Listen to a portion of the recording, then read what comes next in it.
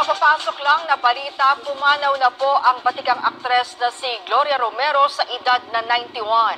Si Gloria Romero ang kauna-unahang aktres na kinilalang Queen of Philippine Cinema.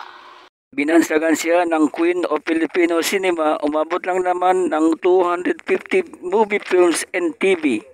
Isa na dito yung iginuhit ng tadhana noong 1965, The Ferdinand E. Marcos Story, na noon panahon ay Senate President pa lang si Ferdinand Marcos Sr. Nagkatotoo nga naging presidente siya.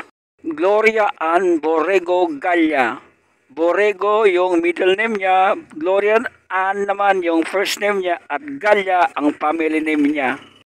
Or mas kilala siya as si Miss Gloria Romero. Si Miss Gloria Romero ay pinanganak noong December 16, 1933 sa Denver, Colorado, USA. Ang tatay niya ay isang Amerikano at ang nanay naman niya ay isang Pilipina, tubong Pangasinan. Naging asawa niya si Juancho Gutierrez, isa rin aktor, at ito ay pumanaw na rin noong 2005. Meron sila isang anak. Pumanaw si Gloria Romero noong January 25, 2025.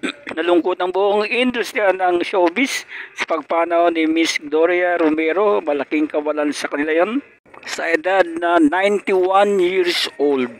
Paalam po sa inyo, Miss Gloria Romero, at marami pong salamat sa pelikula na ambag nyo sa Philippine showbiz.